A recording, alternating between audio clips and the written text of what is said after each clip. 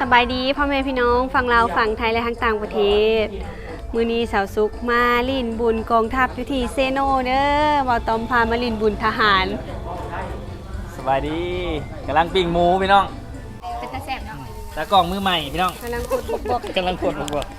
เฮากับมาฮอดตั้งแต่ตอนเที่ยงพุ่นแหละพี่น้องมาแล้วก็ พากันเห็ดกิน เอ้ยตุ๊กเอ้ยติ๊กเพิ่นพากันเฮ็ดอัน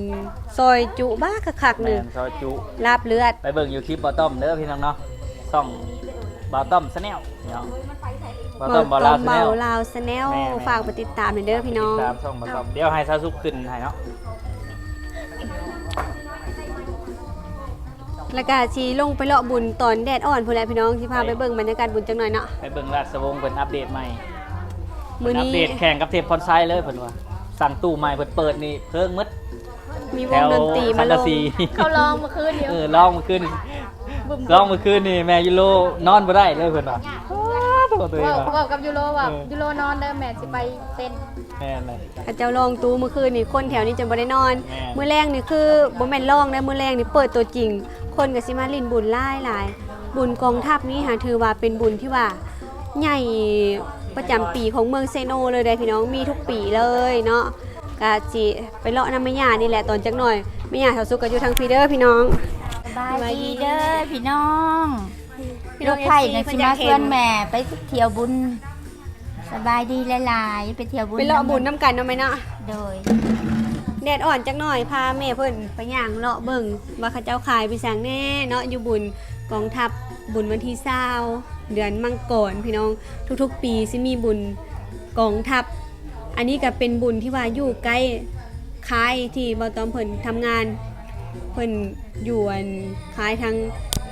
เทิงนี่แหละพี่น้องบุญทหารว่าซั่นซะทหารสิมารวมตัวกันอยู่บุญตัวนี้เลยเนาะเอ้ยตุก แม่ พาหลานไปเลาะนำไหมเนาะ โดย เท่ายูโรยังนอน พาทายุโร ถ้ายูโรยังนอนถ้าเท่ายูโรตื่นกันจังสิไปหรอกมันห่มจังหน่อยก่อน พาหลานชายเพิ่นตื่นพาหลานชายไปเลาะมื้ออื่นมื้อสุดท้ายพี่น้องบุญเนาะมื้อนี้กับมื้ออื่นเขาเจ้าเปิดตู้นี่น้องสนั่นเบิดเลยแถวนี่บุญกันอยู่อันตรงข้ามออกไปย่างไปก็ประมาณโอ้ยบ่ฮอด500 เมตรได้ไหมเนาะ โดย แม่ ใกล้ๆหันหลานตื่นแล้ว ไปเบิ่งหลานแล้ววันนี้ สบายดีเด้อ แม่เพิ่นไปเบิ่งหลานก่อนพี่น้อง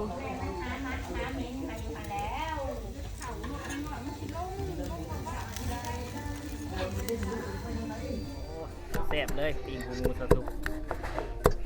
แซ่บอยู่บ่มาซีมเบิ่งเอ้ยติ๊กเพิ่นเอือบเนาะมันสุกแล้วเท่าแต่เอามาปิ้งให้มันแหมเป็นตาแซ่บ แม่ เอาซีมเลยแล้วตุ้งเห็นบ่แจ่วเฮาเอามาซีมเบิ่งเข้ากันอยู่ว่าบ่เข้าไปปรุงตื่มเอ้ยตุกเอ้ยบ่าวตอมเด้อพี่น้อง สบายดีเด้อพี่น้อง กำลังเตรียมจานมาใส่อันปิ้งหูหมู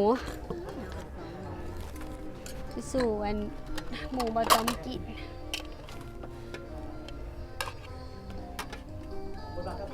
จำกับแจ่วซีฟู้ดนี่พี่น้องน้ำจิ้ม น่าอร่อยมาก ซีมูดูไอตุ๊กเข้ากันอยู่บ่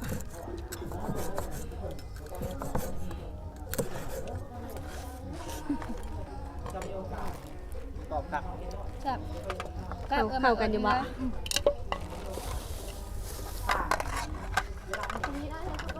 พอดีเนาะกับน้ำจิ้มเนาะ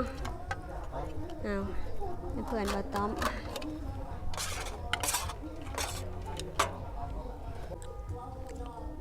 มันจะมีเอ็นขาวๆมันเนาะกรอบครับ ไม่พอลงไปว่าตู้เต็มนะอยู่บ้านมาอยู่บ้านเนี่ย มื่นมากอีกวะ อยู่บ้าน นี่ให้บอกต้องติดต่ออาหารให้ ชาวเตียมาลินน้ำพี่น้องไหมมาแหวะเพื่อนเดี๋ยวช้าผู้บ่าวทหารให้เพื่อน อันนี้อยู่บ้านอาหารมื้อข่อยมา โสดป่ะนี่ไงโสดป่ะ เสิร์ช โสดมาสองโสดลูกติด ตอนมีผู้บ่าวอีกมื้อนี่มาอีก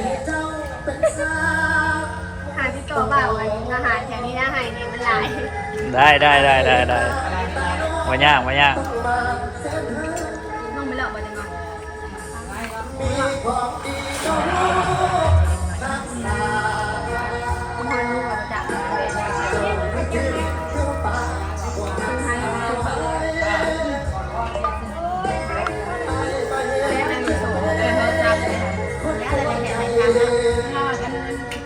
มีสิ่งเอิญพี่น้องเบาบ่มองน้องเส้นเส้น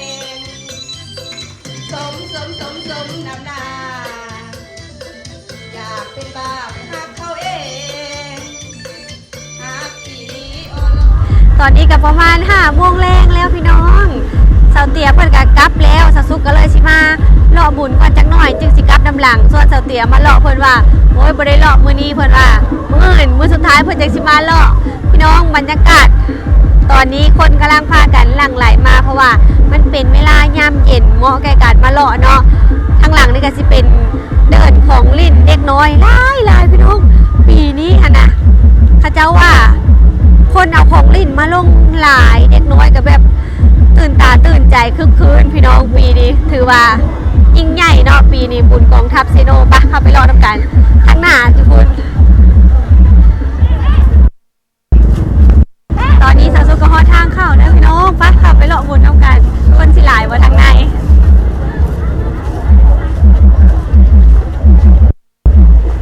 เข้ามากับจิโพฮันขายเครื่อง2 ข้างทางเลยพี่น้อง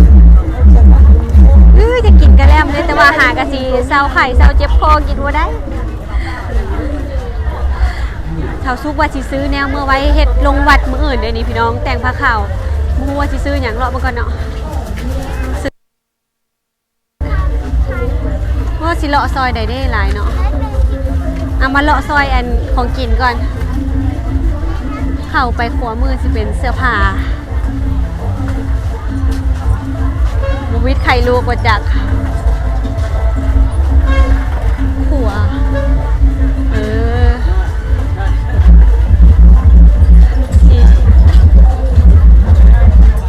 มากระสิโพบังข้าวหลามเด้อพี่น้อง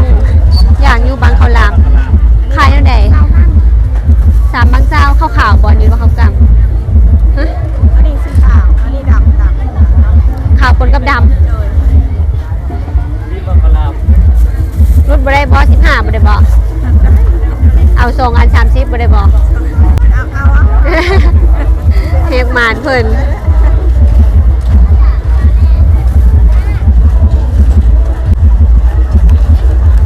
เบิร์ดนี่30,000 กีบพี่น้องประมาณ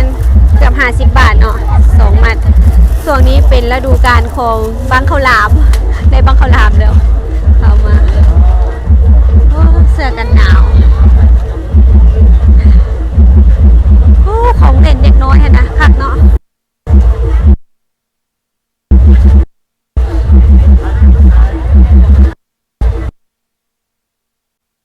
แก้ไขได้ไหนเอากล่อง1เอาปนกันได้บ่30ปนได้บ่ปนกันเอาตัวนี้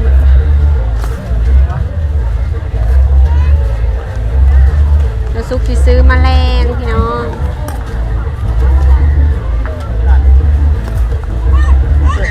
ซึ่งแมงจิ้งหรีดกับดักแด้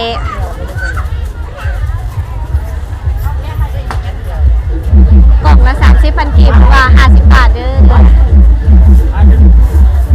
เอามาไว้ใส่ถ้วยลงวัด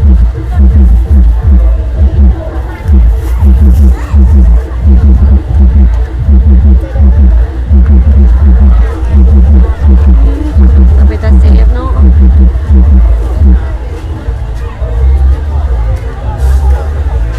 มาต้มจะกินยังบ่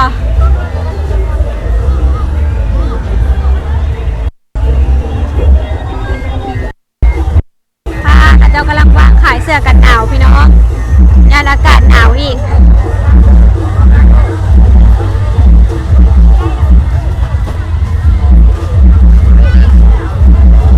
ที่แรกนะว่าสิมาเลาะเพราะไม่ย่าได้แต่ว่าไม่ย่าเพิ่นมาก่อน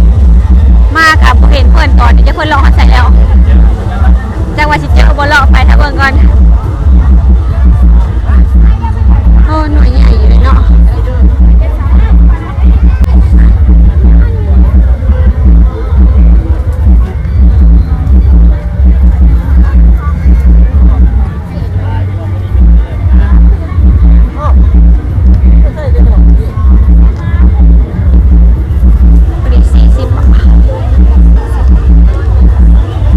ไข่ลูก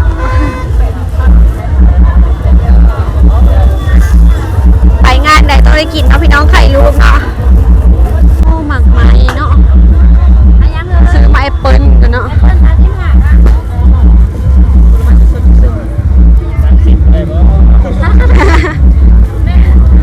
ปกระทันกับเป็นตะเซฟเนาะข้าวเผาเลยข้าวหอมข้าวหอมหน่วย15พันเลยมาเลยเขามาเลือกแม่ หน่วยละ9 บาทข้าวหอม อันนี้เศร้ามา ทุกที่ซื้อมาแอปเปิ้ลไว้เมื่อใส่บาทเนาะ เอาโลเดียวโลเดียวกับขาย10,000กับขาย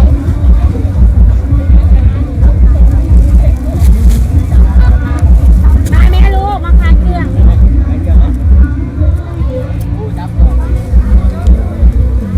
วันที่21เขาใส่บาท 35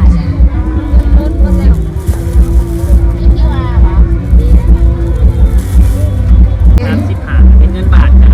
50 บาท 40 บาท 50 บาทแล้ว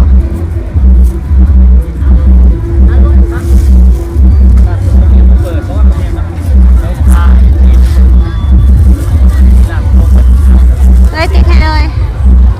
องุ่นโล50บาท ถูกไปแล้วหันที่สุดด้วยมาน้ำคนนั่งนี่ พอดีเลยนะ โลหนึ่งกรัมสามสิบ อืม มากระทันใส่นะว่า มันกระทันให้ซิม ซื้อ มันจะแซ่บอื่นที่แนะนำ โดยมัน หมื่นบางทีมาซื้ออีกตอน65 แม่ค้ายังคนใจหมอก แม่ค้าแห้งใจดี ใจดีพี่น้อง แม่ค้าใจดีขนาดนั้นบ่ให้ไผ ขอบใจหลายๆเด้อ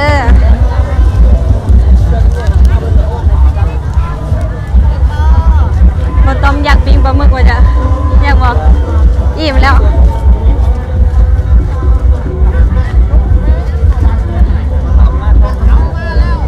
โอ้มีข้าวปุ้นเด้อพี่น้องเด้อมานั่งกินข้าวปุ้นบรรยากาศดีคักนี่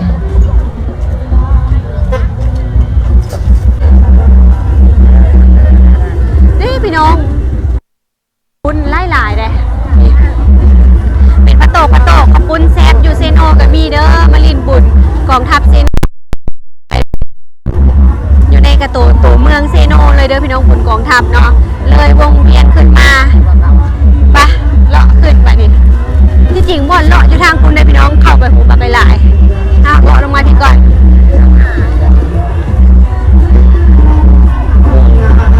แนวลงวัดได้ไหมใส่ปาก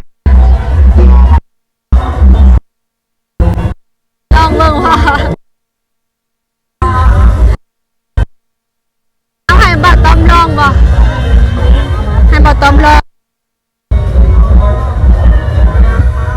มีเงินราคาเท่าไหร่แน่10,000ขึ้น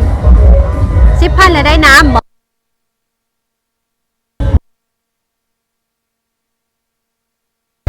3 ลูก 15 บาท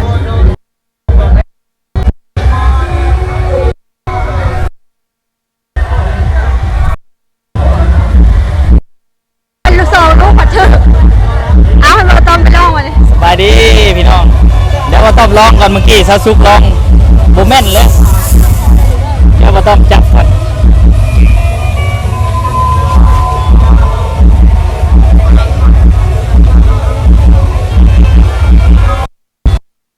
โอ้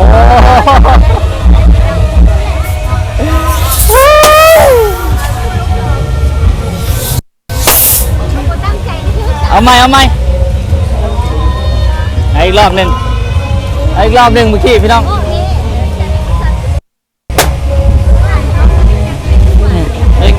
น้องมันยังสัตว์แม่นกว่าเนาะ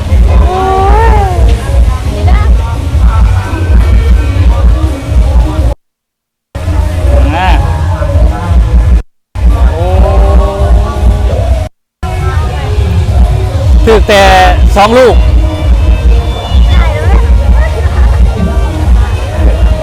แล้วทุกใครจ่ายเลยพี่น้องใครแต่เงินเมียให้50,000 60,000พี่น้องกินน้ำหมักลำไยหลายผลเลยโมเมนต์ปันใดปกตินี่เบอร์ 1นะบ่าวต้อมนะพี่น้องสั่นปุ่งนะปะมื้อนี้ บ่อยากเที่ยงซื้อ เดี๋ยวจะพาไปเลาะทางพูพี่น้องเรียกว่าคลิปตัวบ่ต้องถ่ายมื้อนี้เป็นงานตัวนี้แหละพี่น้องมื้อนี้คนหลาย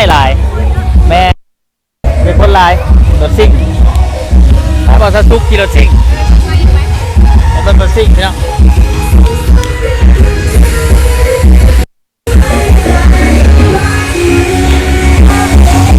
มาซะซุกขี่รถซิ่งบ่ยอดเลย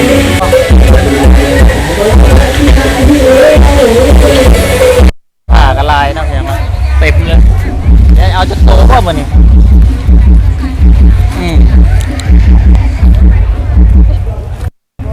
โตบ่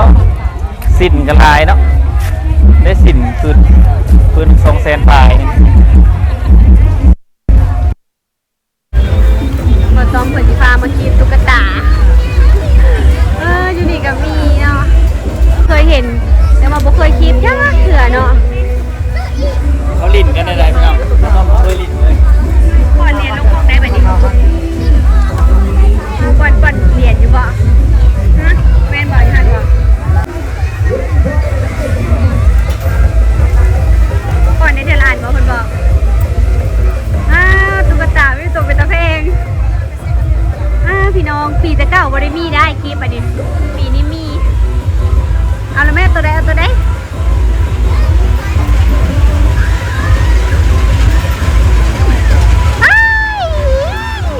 บ่ได้คลิปถึงโตสีชมพูเป็นตะแพงอยู่เลยแต่บ่ได้ต้องคลิปไว้ๆบอกอยากได้เด้สีชมพูน่ะสีชมพูนั่นแหละแม่นอยู่บ่แม่นอยู่บ่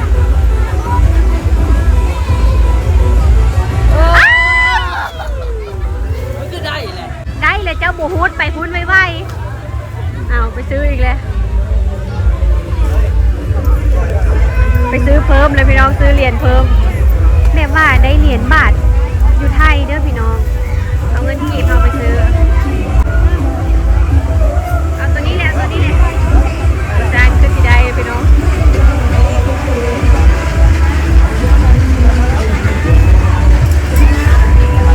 นี่แม่นแล้วบ่เอาไปหันเลยหมดได้ขึ้นแล้วเป็นรุดข้าวสิได้อยู่เลย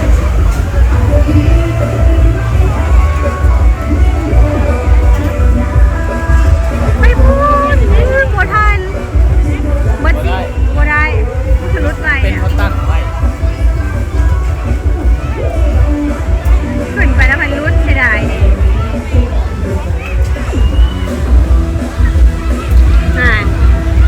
เบิร์ดความหวังบ่ได้ซ้ำอยากได้ตัวนี้คีบแล้วมันไปหล่นลงนี่เท่าก็ได้อะบ่ได้ไปอีก10,000พอแล้วบ่ได้ลองอีกนี่มันสิตกเลย บ่พอแล้ว อยากได้เนี่ย บ่ต้มคีบบ่เป็นพอไป ตกแล้ว คนมักหลายพี่น้องอยู่ทางในพี่ มันนิดหน่อยมันเอาเฉยล่ะ เสื้อผ้า เดี๋ยวหมดเงิน100 บาทเลยพี่น้องไม่สิได้ก็ได้สิตกเลยได้ คือสิตกว่าซั่นแม่นบ่ ต้องยุ่งไปนำบ่ กลไกของกระเจ้าบ่เบิดจักพันก็ 100 บาท ป้าเบิด100 บาทพุ่น เขาคือสิตั้งไว้เนาะเพียงเพราะว่ามันสิตกเลยได้สิได้ได้กลับไปบ่ บ่เอาสุกเสือบ่ต้มคีบบ่ได้เสียเงินล่ะ เพราะว่าเขาต้องตั้งเป็นการเสื่อม Wi-Fi ไว้ถ้าว่าเขาซื้อครบกับจำนวนกระตุนเขาแล้วก็เขาจะหาคีบได้เพราะมันคีบได้แล้วแต่ว่าเขาจะดึงมามันเป็นลอยเองมันผลิตมันเต้าบ่ไปรถขึ้นมันเต้าเอาเสียไป100 บาท เพื่อเอามาน้ำเต้าคืนบ่ ไปน้ำมาเต้า สินผ้าถุงงามขนาดนี้ผ้าถุงลาวเฮามีแต่ผืนงามๆโหผ้าถุงมีแต่ผืนงามๆแต่ราคาแพงอยู่ได้พี่น้องเลยอันใหม่แท้โอ้เสื้อผ้าหลายขนาดเลยมีแต่เครื่องงามๆเลย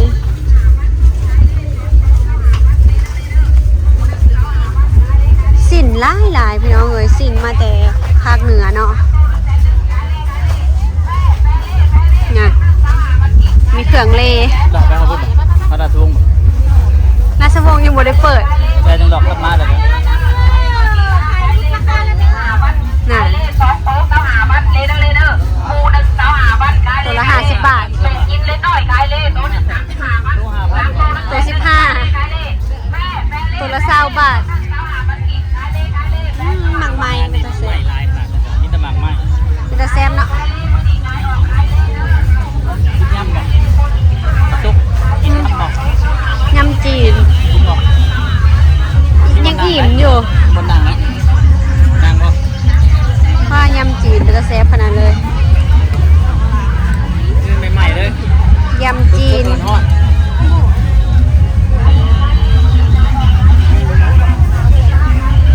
ยังอิ่มอยู่ อิ่มเข่าวก่อนชิมาเลาะก็กินข้าวแล้วพี่น้อง บ่เห็นแม่ว่าต้อมจะไปดูตรงไหน บ่เห็นแม่สำเนาะ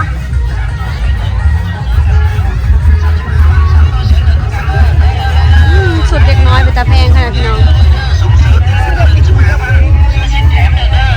อยู่พี่เสื้อผ้าแห่งหลายป้าพี่น้องเครื่องหลายขนาดฉันสิเลือกหลาย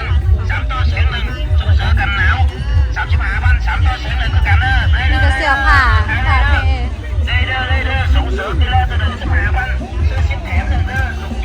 ป้ากองจนขุ่นอยู่พี่น้องเอ้ยจำสิเลือก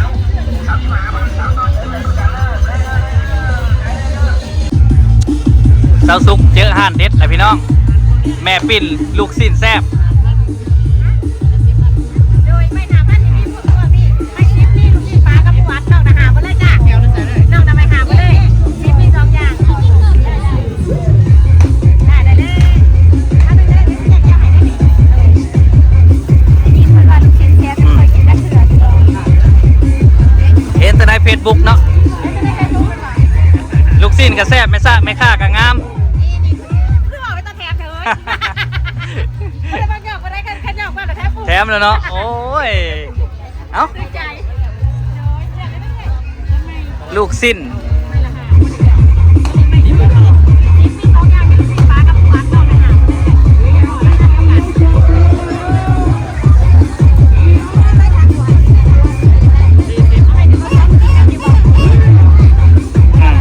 เอาใช่ว่าจะเอาลูกสิ้นแล้วก็เอาลูกสิ้นแล้วว่าฮอนดอกกับเอาโย ได้คนละจ่าดิ สาวซุกว่าลูกสิ้นแซ่บก็ต้องเอาแต่ลูกสิ้น ย่างกระแสจ้านี่เราต้องมาอยู่แต่อยากดูลูกศิษย์ เนาะลูกศิษย์มี3 อย่างมีตัวนี้มีเอ็นเนื้อลูกศิษย์ฟ้าแล้วก็เนื้อหน่อยนึง คือเพิ่นว่าเนาะสิแซ่บหรือบ่แซ่บอยู่ที่คนขาย อุ้ย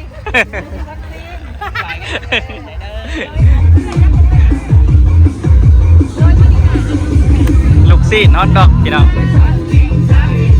จ้ะคนที่แถมก็จะได้ ไม่ค่าใจดีแฮง ก็มันย่องมาได้ยังวะแค่ได้ไงเลย ขอบใจขอบใจ ลูกสิ้นแม่ปิ้นเขาตามหาทั่วเฟซบุ๊ก แค่นั้นนะว่าคุณเดาว่านั่นวันคนไม่ได้มาลงแต่ แม่น ไม่เห็นแม่ ไว้สิไปบุญบรรทัดบ่ได้ไปเนาะเป็นพ่อกันบอก บ่ได้พ่อซ้ำเลยมาพ่ออยู่เซโน ใจเด้อขอบใจละลายจ้า เลย แซมเจ้าดัง แม่น มาขายงานในกระบวนการนั้นเห็นคน แม่น อยู่ในเฟซแดงก็เลยว่าอยากอยากจะกินบ่ได้เลยเนี่ยหวาน สสุกกินหวานมาได้เพราะว่าเจ็บคอ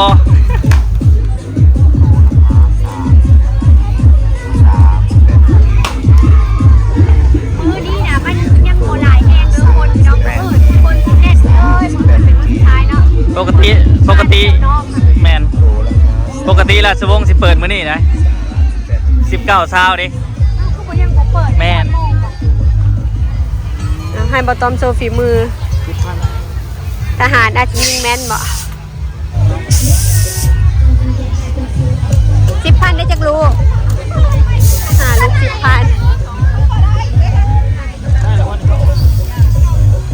ห่างแล้วก็ได้แล้วโอ้ย แน่เอาตัวเลยดิ แน่ เอานมเปรี้ยวบ่หรือน้ำมะพร้าวอันใดตกได้นั้นใด จะตั้งใจโพด แน่ไกลๆเลยเว้ย ใจโพด แน่ไกลๆแน่ไกลๆได้หนึ่ง ต้องดูบาทกันที่ได้วุ้มหันมึงอะ โมพอฮอดขาเสาดีแน่ไกลๆเฮ้ยได้แก้วเดียวเขาหล่อยิงโมเป็ดนะเบาตอมนี่ เงินมาจ่ายเพิ่นได้เลยแม่นี่ซื้อเอาก็ได้พี่น้องแต่ว่าอุดหนุนไม่เท่าเพิ่นไปเลาะต่อ เบาตอมอยากพาไปเบิ้งวงดนตรีหนุ่มราชวงศ์โฉมใหม่ ที่จะมาเสิร์ชฉายในงานนี้ มีจอ LED โอ้เพิ่นอ้อมหัวข้างในเลยพี่น้องเอ้ยมีตะข่าย เปิดดอกนี้เนาะพี่น้องเนาะ มื้อนี้ คือสิเป็นเอาเงินมือเดียวแล้วพ่อหรือว่ายังแต่งบ่แล้ว ยังจัดไฟบ่แล้วบ่ได้เพิ่นยังย่ออยู่ ยังตัด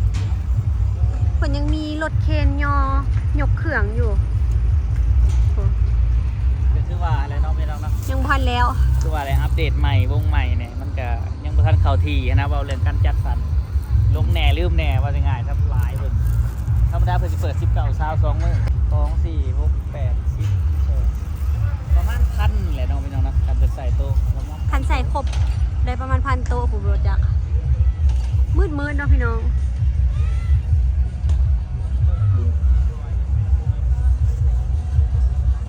ยังบ่ได้เปิดดอกมื้อนี้ฮะเดี๋ยว ว่าเอาแต่มือเดียวแล้วจบนะ ไปเฮากะ เป็นติดตั้งนี่เป็นมาแต่มือวันที่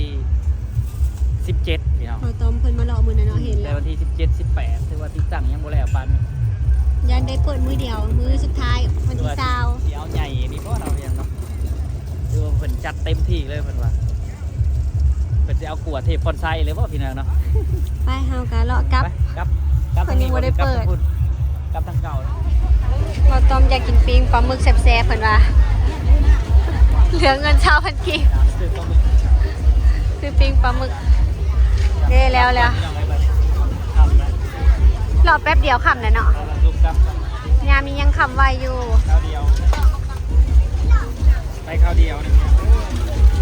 คนก็กำลังมาหลายเลยพี่น้อง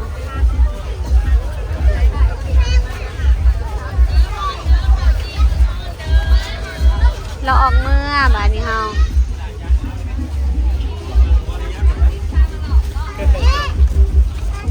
คนกำลังหลั่งไหลมาเด็กๆคนละแห้งหลายคนพี่น้อง ไปกลับไปครับ รถเขาเจ้ากำลังเอามาฝากเต็มเลย คนเอามาเอามา คนกำลังมา วันนี้สาวซุกกระเป๋าต้อมกาจิพากันกลับแล้วพี่น้องเลาะแป๊บเดียวค่ำแล้วเนาะงานมีค่ำไว้พี่น้องเฮาอยู่ไกลเฮาก็เลยมาเลาะตอนหัวแรงแล้วก็กลับถ้าว่าใครอยู่ไกลน่ะสิมาเลาะตอนค่ เราต้นครับ ำคนน่ะสิหลายเนาะตอน ปีนี้ ค่ำ อากาศจะบหนาวคือปีก่อนพี่น้องเนาะ บรรยากาศคนนี้เลาะเนาะ แม่นปีเลาะ แซ่บบ่ปิ้งปลาหมึก แซ่บนี่แท้ทุกซีม แล้วจังซีไม้ละเท่าไหร่20,000 20,000 ไม้ละ15 บาทแม่นบ่ ไม้ละ30 บาท 30 บาท 30 เรือแพงอยู่เลยพี่น้องเนาะ ปลาหมึกเวียดแพงอยู่สำหรับคลิปนี้ฝากเป็นกำลังใจกดไลค์กดแชร์และบ่ข้ามโฆษณาเด้อพ่อแม่พี่น้องสบาย ไป ดี นี้ บ๊ายบาย กลับก่อน